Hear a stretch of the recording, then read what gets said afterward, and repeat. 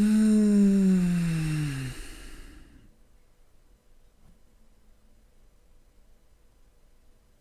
On est filmé maintenant? Ouais, bon. Pourquoi pas? Pourquoi pas? Hein? Quoi? Ah, mon mug? Ouais, alors, en fait, je vous explique. C'est un mug que j'ai rempli avec des larmes de fans de Sonic. Il n'y a rien de plus délicieux.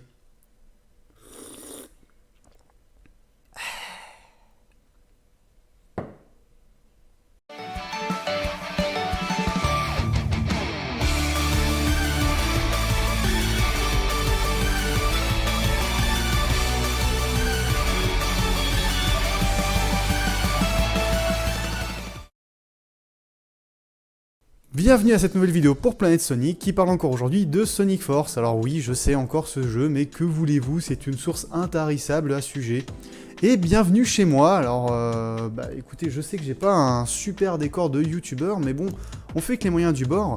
D'ailleurs, je sais pas si vous avez remarqué, mais la superbe table qui est ici, ma table basse, elle a reculé parce qu'il fallait que je puisse poser ma PS4 dessus, afin d'avoir assez de câbles pour la brancher au PC qui est ici, afin de pouvoir enregistrer le jeu.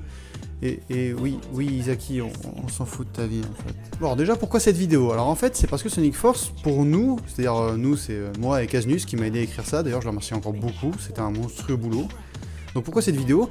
C'est parce que Sonic Force a un potentiel complètement gâché, alors qu'il est monstrueux. Je veux dire, c'est comme si on avait engagé les scénaristes de Happy Tree Friend pour écrire les jeux Sonic depuis 2010.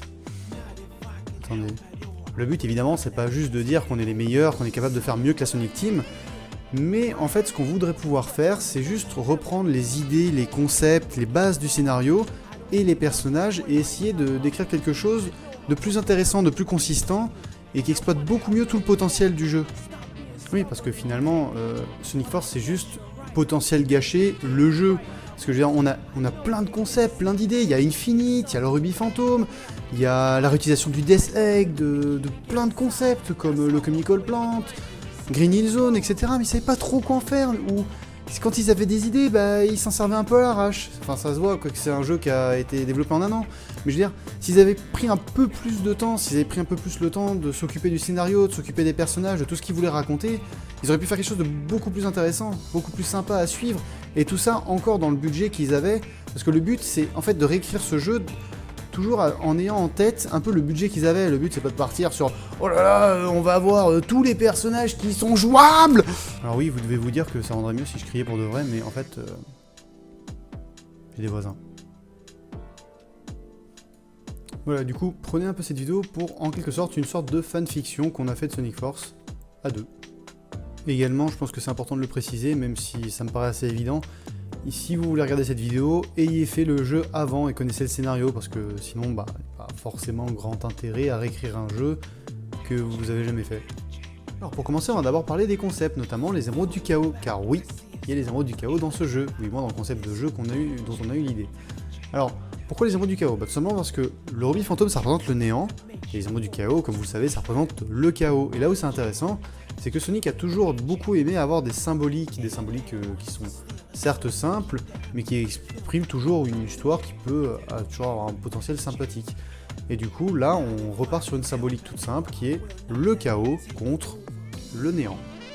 Du coup, comment est-ce qu'on introduit les émeraudes et comment est-ce qu'on les fait venir dans le jeu?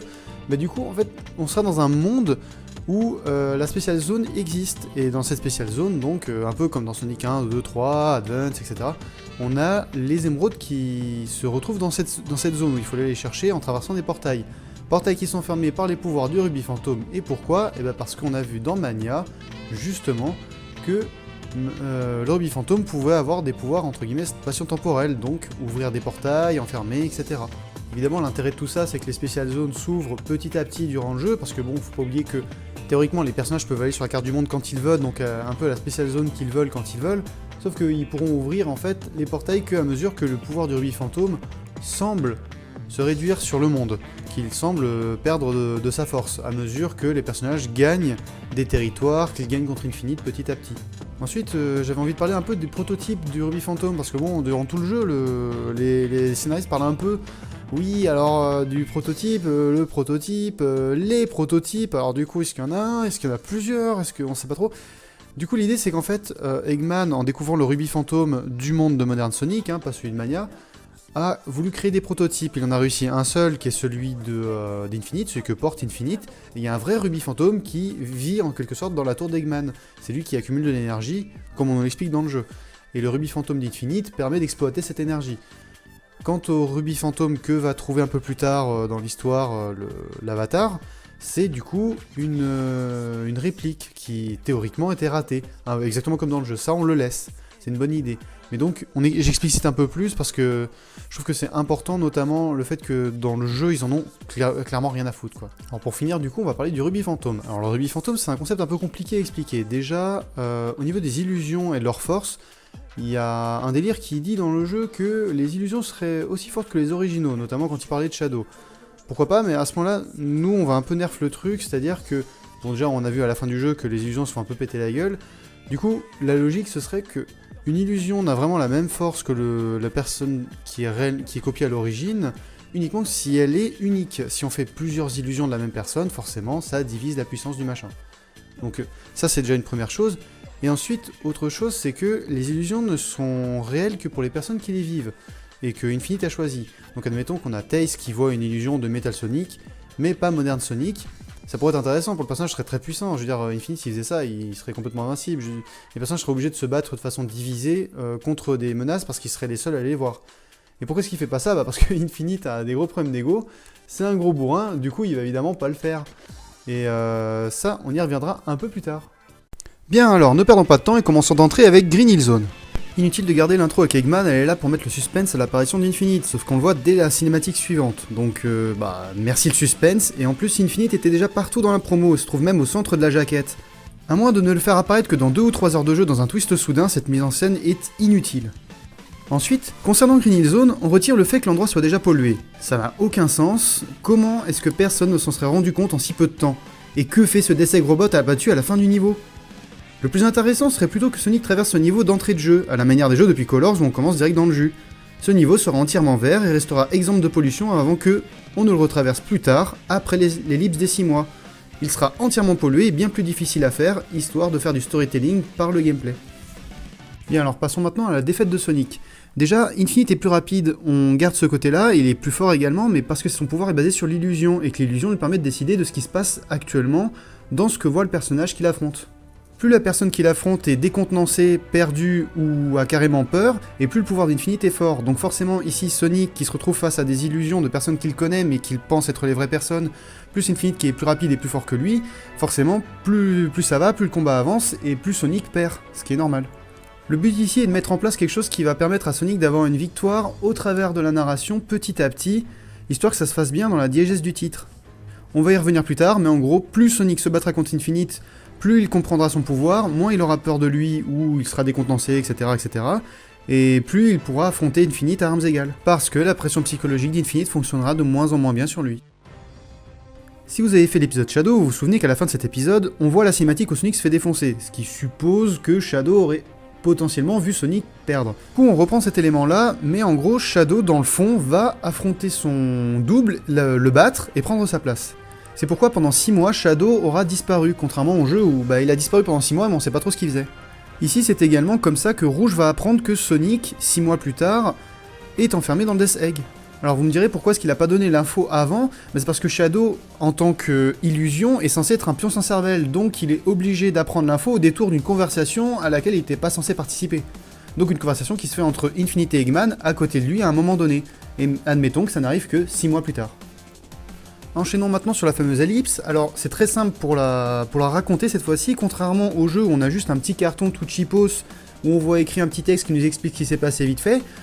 On a carrément un petit montage où on voit Eggman envahir le monde et terroriser les populations, pour ensuite enchaîner sur une vidéo qui présente l'Eggman Empire, mais vous savez de façon humoristique comme on a déjà eu plusieurs fois, notamment avec la présentation d'Eggman Land dans Sonic Unleashed par exemple. Sauf que l'image va dézoomer, on va voir qu'on est en train de regarder un écran, et se retrouver dans une scène extrêmement sérieuse où on est au moment où Infinite est en train de terroriser l'avatar, au moment où il est censé vouloir le tuer mais qu'il le laisse partir. Le but ici c'est de faire un petit effet bizarre, c'est-à-dire on repart sur le côté un peu clownesque d'Eggman avec une vidéo humoristique, sauf qu'on enchaîne direct dans le feu de l'action sur la réalité des choses où en fait tout le monde est en train de fuir et de mourir. Du coup après ça on enchaîne sur un nouveau niveau qui serait un petit niveau tuto dans la ville où on fuit Infinite avec l'avatar, un peu à la manière du niveau dans Metropolis qui était dans le jeu original. Et après ça, on arrive enfin à la cinématique où on nous introduit la Résistance. On nous introduit maintenant la Résistance donc, avec tous les personnages qu'on connaît, mais aussi l'avatar qui est introduit à ces mêmes personnages. Ici, on apprend que l'avatar est atteint de mutisme, il ne peut plus parler suite à un trauma qui est donc sa rencontre avec Infinite. Et d'ailleurs, dans cette cinématique, ce serait pas mal d'avoir Knuckles qui dit quelque chose comme « Tu dois être content de nous rejoindre, de plus être tout seul ». Puis de voir qu'il y a un gros silence avant de réagir. Eh ben, t'es pas très loquace, toi.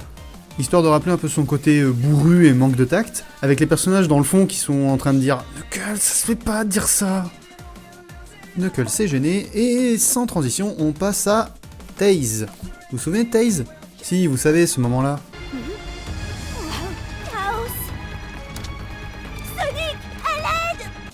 Alors, plusieurs choses. Déjà, on va garder le fait qu'il a peur, parce que c'est plutôt logique en fait. Et on va pas le montrer de manière cartoon ou quasi humoristique, un peu comme la cinématique qu'on a eue là, parce que franchement, c'est un petit peu difficile d'y croire à celle-ci.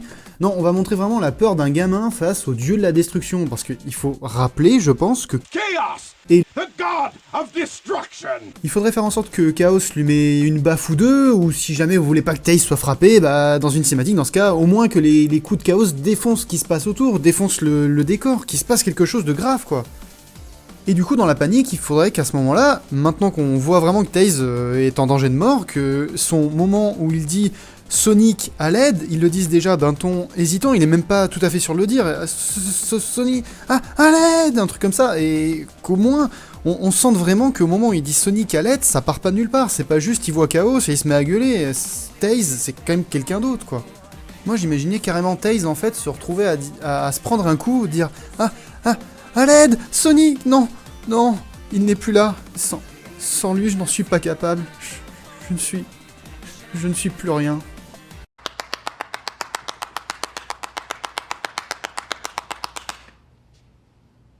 Histoire de vraiment montrer en fait le côté mais brisé du personnage, c'est-à-dire que Tails à ce moment-là il est complètement perdu, c'est un peu ce que voulait faire le jeu sans vraiment oser aller au bout.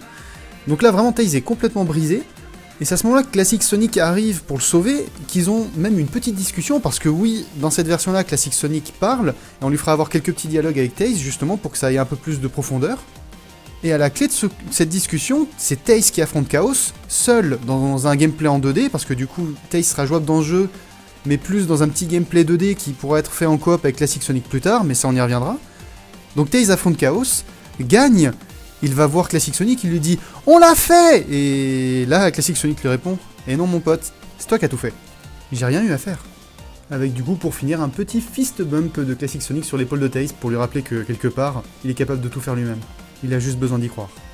Du coup, Classic Sonic et Tails auraient ensuite eu encore une petite discussion, mais là ce serait un peu plus compliqué parce que Tails se rendrait compte que parler à ce Sonic-là, c'est lui rappeler que son Sonic est mort, c'est-à-dire le Sonic avec lequel il a toujours été ami, le Sonic avec lequel il a tous ses souvenirs. Du coup, il en souffre quelque part. Du côté de la libération de Sonic sur le Death Egg, je vais pas changer grand-chose, à part que bon, on retire les blagues carambars, hein, du style le sol tremble, gna gna gna gna. Secoue-toi un peu, t'as compris? Parce que le sol tremble. Oh, laisse tomber, t'as aucun sens de l'humour. Ferme ta gueule. Et là, du coup, je vais enchaîner un peu sur comment est-ce qu'on va développer le personnage de Sonic. En fait, on va essayer, et c'est ce qu'on a essayé de faire en tout cas quand on a écrit cette vidéo à Casenews, de vouloir déconstruire le mythe stupide du « il ne faut pas dire ce qu'on ressent ». Sonic, en fait, c'est un peu le personnage idéal pour ça, pour déconstruire ce mythe, parce que c'est justement le personnage qui a tendance à faire comme si tout allait bien, et de toujours faire en sorte que tout aille bien pour rassurer tout le monde, mais jamais il va dire ce qu'il ressent, jamais il va raconter à quel point il se sent mal, si jamais c'est le cas. Et c'est là que ça devient vraiment intéressant. Parce que vous savez, quand on dit à ses amis que tout va bien qu'un sourire alors que c'est faux, comme le ferait Sonic, c'est là qu'on commence à baisser les yeux dès qu'ils ont dos tourné. Pour en revenir à la sortie de Sonic de prison, Sonic ne sait rien de ce qu'il se passe dehors. En sortant de prison, il s'attend à retrouver le monde qu'il connaît, mais découvre un monde en ruine et fait tout pour cacher que ça le touche. Imaginez, quand il sort, il est tellement content de sortir qu'il en est presque relou, semblant s'imaginer que c'est bon, la guerre est finie, surtout qu'il aurait entendu la voix de genre tout le monde, il se serait dit c'est bon, tout va bien, on a fini. Il est rassuré. Puis il voit le monde en ruine. Plus personne dehors, plus rien. Et évidemment, comme à son habitude, Sonic fera encore le malin. On pourrait par exemple imaginer un dialogue comme ceci, où Sonic est vu de face, on voit qu'il regarde quelque chose, mais on sait pas exactement ce qu'il regarde, avec un personnage qui lui dit « Hé, Sonic, c'est pas ta faute, tu sais. Et lui, évidemment, répondrait « Oui, je sais, c'est la faute d'Eggman. Ce mec a toujours été une vraie plaie pour le paysage et la préservation du patrimoine. » Et une fois que l'autre personnage a tourné le dos, la caméra bouge et on voit ce que regardait Sonic. Un équipement abandonné sur le sol. Signe d'un soldat tombé au combat. Côté mise en scène, il faudra aussi que le visage de Sonic soit dans la pénombre au moment où on le voit en train de regarder cet équipement. Bien, passons maintenant à l'engueulade entre Eggman et Infinite à Green Hill Zone. Alors, la scène reste sensiblement la même, si ce n'est que durant l'engueulade, cette fois-ci, Eggman fait une petite remarque de plus à Infinite, le fait qu'il ait utilisé Chaos, et qu'il aurait certainement pas dû le faire, encore moins sur, je cite, « le renard ». Pourquoi Eggman fait-il cette remarque à Infinite, me direz-vous? Eh ben, vous l'apprendrez un peu plus tard. Je vais y revenir, c'est promis. Maintenant, exactement comme dans le jeu original, on a Eggman et Classic Sonic qui s'affrontent, au moment où Lake Dragoon ressort, Tails vient lui prêter main forte, ce qui fait qu'on se retrouve pour la première fois à jouer Classic Sonic et Tails en même temps. Tails étant justifié par le fait que Eggman utilise le Lake Dragoon, qui est quand même une de ses meilleures machines. Ce serait quand même un petit peu abusé que Classic Sonic puisse l'affronter sans aucune aide, d'autant que je trouve dommage de faire de Lake Dragoon juste un trash boss parmi tant d'autres. Après ça, comme dans le jeu original, on a Eggman qui fait « Oulala, dans 3 jours, le monde sera détruit, blablabla », enfin bref, vous connaissez l'histoire. Bien, on passe maintenant aux événements de Mystic Jungle, ça risque d'être un petit peu long, donc on commence par Infinite contre Silver. Ici, contrairement au jeu où ils ont un petit dialogue à l'arrache, on va avoir un vrai dialogue où Infinite parle du rubis fantôme et évidemment forcément se permet de parler du prototype et des prototypes qu'il était censé détruire. Notamment un des rubis fantômes, prototype, qui est dans sa main, qui va tomber lors de son combat contre Silver. Silver qui ici aura un rôle un peu plus important parce qu'il aura des infos que les autres n'auront pas. Maintenant vous allez me dire pourquoi est-ce qu'Infinite raconte tout ça, comme vous le savez certainement, Infinite il a un gros problème d'ego, et donc du coup lui ça le dérange pas de parler un peu de tout et n'importe quoi, de toute façon il n'y a rien qui lui fait peur. Du coup il lâche un peu une partie du poteau rose, ce qui va potentiellement mener un peu à sa défaite, mais ça on en reparlera plus tard. Comme dans le jeu original, Silver commence à perdre le combat, mais Sonic se ramène et commence par se moquer d'Infinite comme dans le jeu original pour dédramatiser. Mais du coup on va garder un peu la petite blague qu'il fait là, qui est quand même très bien trouvée, d'ailleurs je vous laisse la réécouter. Oh, génial! Tu vois, Infinite, ça y est, on commence à se connaître. Alors, c'est quoi ta couleur préférée? T'aimes les balades romantiques au clair de lune? D'où tu tires ton pouvoir? Tu peux oublier les 2 premières questions si tu veux. Ici, le but, c'est que Sonic fait une blague déjà pour dédramatiser parce que c'est dans son caractère, et aussi parce que cette blague, plus qu'une blague, c'est plus un trait d'esprit, c'est quelque chose d'assez bien trouvé, et je pense que c'est d'ailleurs une des meilleures répliques du jeu original. Du coup, c'est pas mal de la garder. Mais maintenant, là où c'est réellement intéressant de laisser un peu cette blague, c'est que en faisant ce trait d'esprit, le pouvoir d'Infinite se réduit un petit peu, ou pas exactement. En fait, Sonic a l'impression qu'il est en train de rattraper le pouvoir d'Infinite, mais c'est juste que comme il a un peu dédramatisé la situation, qu'il a un peu moins peur d'Infinite que la première fois, il a plus de facilité à l'affronter. Alors à la fin, tout comme dans le jeu original, Sonic perd quand même, mais il a eu, comme dans l'original, pendant un instant, un avantage. Et du coup, pour terminer réellement le combat, ce serait pas mal d'avoir Silver qui aide Sonic en sortant de son coma, c'est-à-dire en le bloquant, et pendant ce temps, Sonic en profite pour faire un petit spin dash, histoire d'éviter de ressortir la réplique un peu pourrie du jeu où t'as Sonic qui dit « Oui, en fait, mes pouvoirs évoluent à l'infini » ou un truc du genre, pour pas se retrouver comme d'habitude avec un banal Sonic Saves the Day. Et évidemment, Sonic qui sortirait un petit trait d'esprit comme... Alors, j'arrive pas à trouver une version française qui rendrait bien, mais en anglais, ça ferait You may call yourself infinite, but... Et bon, bah voilà, si vous trouvez une super traduction française qui sonne bien, ça serait pas mal. Mais je trouve qu'en anglais, ça sonne bien. Bref, après ça, Sonic perd, parce qu'évidemment Infinite est quand même trop fort, et Infinite l'épargne parce qu'évidemment, avec son ego, il est persuadé que Sonic n'est pas un vrai danger pour lui, et il s'en va. Vous avez dû remarquer que je dis souvent Infinite a un problème d'ego, et du coup il fait des erreurs, c'est parce que c'est exactement ce qui devrait se passer. Infinite, il a un pouvoir incommensurable, et il s'en sert absolument n'importe comment. D'ailleurs, je vais revenir un peu là-dessus, là, tout de suite. Un truc que logiquement Infinite pourrait faire, c'est faire une illusion qui n'est réelle que pour chaque personnage qu'il a choisi. Mettons, Tails voit un ennemi, Sonic voit un ennemi, mais tous les deux ne voient pas le même ennemi. Et du coup, ils seraient obligés d'affronter chacun l'illusion qu'ils voient différemment l'un de l'autre. Et du coup, ils seraient incapables de s'en traiter les uns les autres. Sauf qu'Infinite, c'est un gros bourrin, du coup, il utilise son pouvoir n'importe comment, et c'est pour ça qu'il perd au long du jeu. Parce que logiquement... Si on s'en tient à ce qu'on nous dit dans le jeu, si Infinite utilisait son pouvoir comme il faut, il serait complètement invincible. Et du coup, je trouve très intéressant d'explorer cette partie un peu stupide du personnage, enfin stupide plus égocentrique, où le personnage pourrait être invincible, mais il a tellement un problème d'ego qu'il peut pas. Le but, c'est de montrer que physiquement, il est peut-être surpuissant, mais que dans sa tête, au final, il est juste bien plus faible que tout le monde. Maintenant, on se retrouve face à une des scènes qui m'a le plus frustré dans le jeu original, c'est Modern Sonic et Tails qui se retrouvent.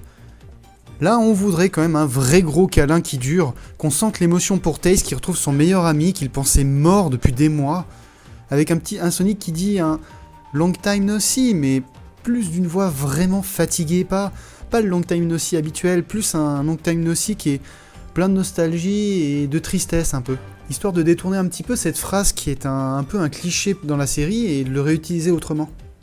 Durant la conversation, on aurait Tails qui mentionne son combat avec Chaos, et Knuckles qui serait surpris en expliquant que Chaos est normalement resté à Angel Island pour cacher la Master Emerald et les Chao du danger. Les personnages commencent du coup à se poser quelques questions, parce que comme Sonic s'est fait battre par Chaos au moment où Knuckles demandait à Chaos de s'occuper de la Master Emerald, c'est pas possible que Chaos soit à l'endroit où Sonic s'est fait battre. Parce qu'on rappelle qu'à ce moment-là, personne ne sait que le pouvoir de Infinite est basé sur les illusions. Pour en finir sur les retrouvailles, Modern et Classic Sonic du coup se retrouvent et on laisse la vanne, ça fait des générations qu'on ne s'est pas vu, mais à la limite, ce serait peut-être Classic Sonic qui l'a ferait. De toute façon, que ce soit l'un ou l'autre qui l'a fait, pour moi c'est une blague pourrie qui mérite d'être faite. On s'était pas vu depuis des générations, ça roule. Ah oui, une dernière chose dans cette scène, vous vous rappelez de quand je parlais des Special Zones en début de vidéo? Eh bien maintenant que l'influence du rubis fantôme de Infinite perd en force, une alerte s'affiche sur un moniteur et les résistants commencent à réaliser que les Special Zones sont en train de s'ouvrir une à une. Le joueur peut ainsi commencer à récupérer les émeraudes en sélectionnant les Special Zones disponibles sur la map. Bien, il est maintenant temps de faire un petit point sur le retour de Shadow. Alors on le maintient à peu près tel qu'il était, si ce n'est qu'ici Sonic esquive l'attaque du double, et que le vrai Shadow vient le sauver tout en expliquant le fait qu'Infinite utilise bel et bien des illusions, et qu'il en a profité pendant 6 mois pour se faire passer pour l'une d'entre elles et récupérer des informations, comme je l'expliquais au début. Il appuie enfin sur le fait qu'Infinite a fait la grande erreur d'utiliser Chaos, ce qui a certainement dû éveiller les soupçons auprès de la résistance, et comme le joueur le sait, il aura raison sur ce point. Passons maintenant à la destruction du Death Egg. Le problème dans le jeu, c'est qu'en fait, on se balade dans le Death Egg, et à la fin, le Death Egg explose, et on a globalement rien fait. Ce qui serait plutôt intéressant, au contraire, ce serait d'avoir, comme dans un des niveaux finaux du jeu, où avec Modern et l'avatar qui casse une base d'Eggman, là, on pourrait justement détruire le Death Egg petit à petit, en cassant des trucs à travers le niveau avec Classic Sonic, ce qui aurait déjà beaucoup plus de sens de voir le Death Egg qui explose à la fin. Mais là où j'ai envie de rajouter quelque chose, c'est que si les vrais personnages qui sont censés être des illusions actuellement sont encore dans ce monde-là, il faut bien que certains personnages, notamment Metal Sonic, soient présents.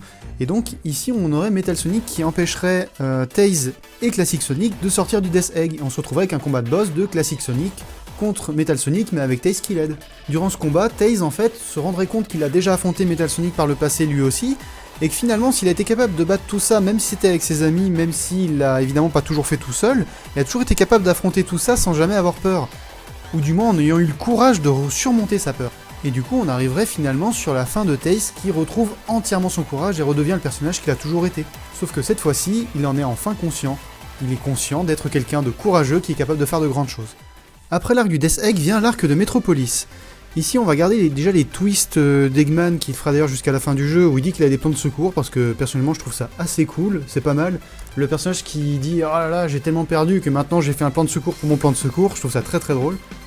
Mais on va également garder le moment où Sonic et l'Avatar se retrouvent dans le Null Space. Sauf que cette fois-ci, ça ne va pas durer quelques instants, cette fois-ci ça va durer 2 niveaux, c'est-à-dire 2 niveaux qui vont être faits par d'autres personnages à l'extérieur. D'abord, on va avoir Classic Sonic qui rejoint Tails pour l'aider parce que Tails est actuellement quand même tout seul face à Eggman et Infinite. Et du coup, un second niveau qui sera cette fois-ci un combat de boss avec Tails et Classic Sonic qui retiennent Eggman et Infinite en attendant que Sonic et l'Avatar reviennent. Ensuite, du côté de Sonic et de l'Avatar, là on va avoir quelque chose d'assez intéressant. Ils sont bloqués dans le Null Space, mais on va pas être comme ça lâchés dans le niveau avec les deux personnages qui courent. On a d'abord une petite cinématique où les deux vont discuter. Bien sûr, discuter est un bien grand mot, surtout Sonic qui parle parce que l'Avatar, comme on l'a déjà expliqué, est muet à cause de son traumatisme. Mais là, du coup, je vais rejoindre ce que j'expliquais un peu avant quand je parlais de Sonic qui n'ose pas parler de lui-même, pas parler de ses problèmes. Là, tout de suite, on est dans une situation où Sonic et l'Avatar, ça fait déjà quelques minutes qu'ils sont là-dedans et ils savent pas du tout comment en sortir. Sonic comprend que là, c'est pas la peine de s'affoler. Il s'assoit dans un coin, avec l'Avatar à côté de lui, et il commence à se confier. Pour la première fois depuis le début du jeu, il a le temps de se poser, de discuter, et d'expliquer ce qui va pas.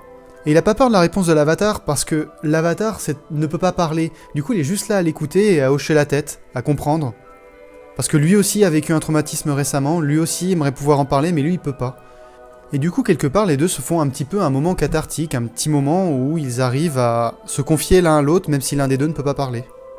Un moment où enfin cette amitié à laquelle on a essayé de nous faire croire dans le jeu original alors qu'il n'y avait aucun moyen d'y croire, va enfin avoir une vraie base, quelque chose de vraisemblable, un vrai dialogue, un vrai moment de personnage à personnage. Et du coup, à la clé de ce, entre guillemets, dialogue, c'est là que Sonic et l'Avatar se jurent l'un à l'autre de réussir à sortir de cet endroit-là, ensemble. Qu'ils surpasseront leur trauma ensemble et qu'ils affronteront Infinite ensemble. Du coup, on enchaîne enfin sur Null Space, le niveau, où cette fois-ci il y a des vrais obstacles, il y a un vrai niveau, à la clé duquel Sonic et l'Avatar font leur double boost, sortent du niveau, et se retrouvent, comme dans le jeu original, à Metropolis à nouveau, où on a encore un bout de niveau pour retrouver Tails avec Classic Sonic. Moment du coup durant lequel Eggman et Infinite se rendent quand même compte qu'ils sont face à Tails, Classic Sonic, Sonic et l'Avatar en même temps, et préfèrent se replier pour mettre à bien leur plan original, qui du coup est à la base d'Eggman qui se trouve dans les montagnes. Nous voici maintenant rendus à la base dans les montagnes. Alors, en ce qui concerne la base dans les montagnes, je pense que vous vous souvenez de l'apparition du soleil fantôme, qui du coup, exactement comme le Null Space dans le jeu original, a été complètement bâclé. Ça a été expédié en un seul niveau, et franchement, moi, je vous dis, on va pas le laisser comme ça. Bon, déjà on va changer l'ordre des niveaux. Alors pour commencer, on avait Imperial Tower avec l'Avatar pour détruire le soleil, puis on avait Mortar Canyon avec Sonic pour aller affronter Infinite, et enfin on avait Iron Fortress pour Classic Sonic qui permettait de trouver l'entrée de Final Judgment. Du coup on va revoir l'ordre de tout ça histoire de mettre un petit peu de suspense sur le soleil fantôme. Déjà on a l'Avatar qui part faire Imperial Tower pour détruire le soleil fantôme. Sauf que ce qu'il savait pas c'est qu'il y avait Infinite qui l'avait repéré et qui commençait à courir après lui. Du coup combat de boss où là on a l'Avatar qui affronte seul Infinite en attendant que Sonic arrive, parce que Sonic avait remarqué que Infinite avait repéré l'Avatar, et c'est là qu'on a Mortar Canyon qui est en fait un niveau de poursuite d'Infinite, c'est-à-dire qu'on joue Sonic qui court à toute vitesse et on voit Infinite au fond en train de voler en direction de l'Avatar. Une fois qu'on est arrivé là avec Sonic, du coup on rejoint l'Avatar pour affronter Infinite. Oui, c'est un peu l'inverse de l'ordre de ce qui se passe dans le jeu. Et truc sympa, les deux niveaux qu'on vient de faire juste avant plus le combat de boss sont chronométrés, parce qu'il faut vite faire tout ça avant que le soleil ne tombe sur Terre, pour tout raser. Le combat de boss se passe extrêmement bien pour Sonic et l'Avatar, car ils n'ont plus peur d'Infinite. Et donc forcément, même avec tout le pouvoir que Infinite met dans ses attaques, il ne peut plus les toucher aussi bien qu'avant. Du coup, la vraie difficulté du combat, c'est pas de battre un Infinite à pleine puissance qui est beaucoup trop fort, c'est de le battre dans un temps imparti. Une fois le combat remporté, exactement comme à l'origine, Infinite se retrouve absorbé par le Ruby Phantom original avec son prototype, et Sonic et l'Avatar ont un petit moment entre eux où on voit donc leur amitié qui s'est enfin construite à mesure du jeu, notamment grâce à la cinématique du Null Space, qui ici va se conclure. Ici d'ailleurs on peut avoir une petite scène cool où Sonic propulse avec ses pieds l'Avatar vers le haut de la tour, histoire qu'il puisse finir sa mission de destruction du soleil. Enfin, on aura, comme dans le jeu original, Tails qui dit qu'il repère le prototype du Ruby Phantom d'Infinite qui se déplace sous le sol, et on envoie Classic Sonic pour trouver l'entrée de Final Judgment. Donc la même chose, Final Judgment, c'est horrible à dire, Final Judgment, on détruit la base d'Eggman, on se retrouve face au vrai Death Egg Robot qu'on affronte avec Classic, Avatar et Sonic, et c'est là que le tout dernier portail de Special Zone s'ouvre pour donner l'accès à la dernière émeraude. Sauf qu'au même moment où cette Special Zone s'ouvre, on découvre qu'Infinite n'est pas mort, et en plus il est devenu ultra puissant, avec un pouvoir de Ruby Phantom corrompu qui part dans tous les sens, qui détruit tout ce qui se trouve autour, et Classic Sonic part de rechercher la dernière émeraude en disant que c'est sa spécialité, pendant que tous les autres personnages essaient de retenir Infinite, qui va tous les dégommer en quelques minutes, en tirant partout sans rien maîtriser de son pouvoir. En revenant de la Special Zone, Classic Sonic se retombe sur tous ses amis qui sont à terre et blessés, il se penche vers Sonic, lui tend la dernière émeraude, et lui dit « Eh, fais pas cette tête mon pote, c'est ton moment de gloire !» Sonic lui propose de l'accompagner, mais Classic refuse poliment en expliquant qu'il a déjà eu son moment à lui dans son propre monde et que ce n'était pas son rôle.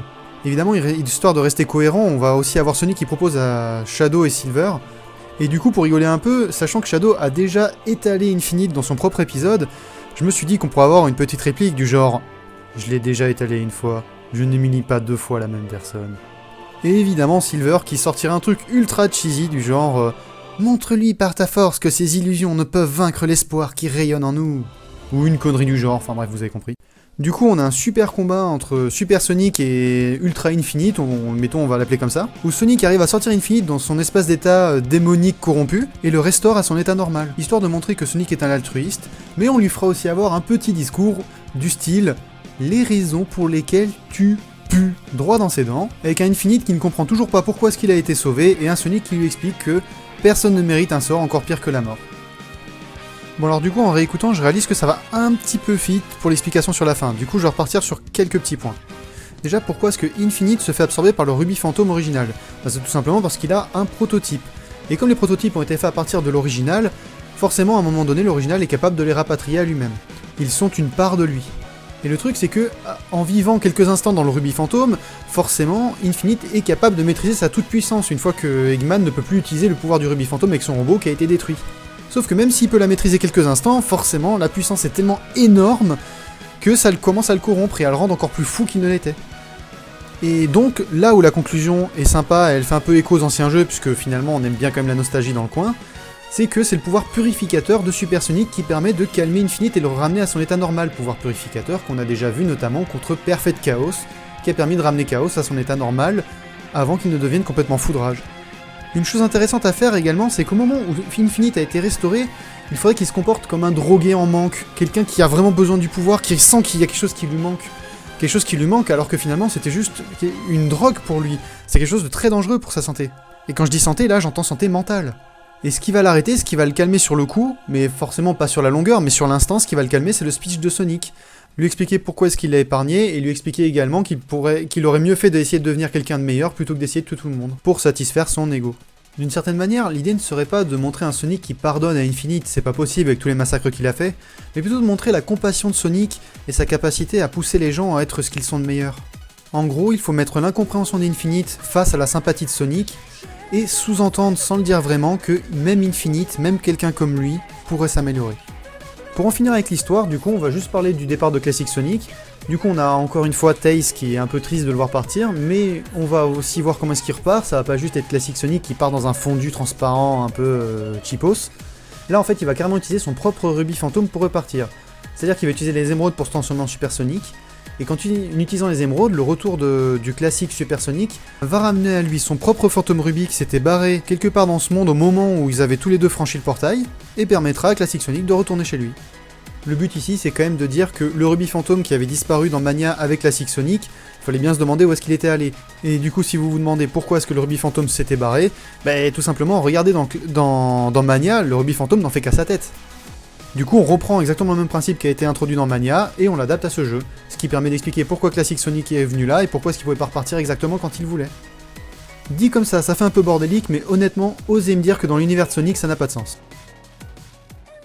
Voilà, ce monstre de vidéo est enfin terminé, surtout donnez votre avis, hop hop hop, le commentaire et que ça saute. Moi je vous dis à plus, je m'en vais dormir quelques dizaines d'heures. Allez, salut!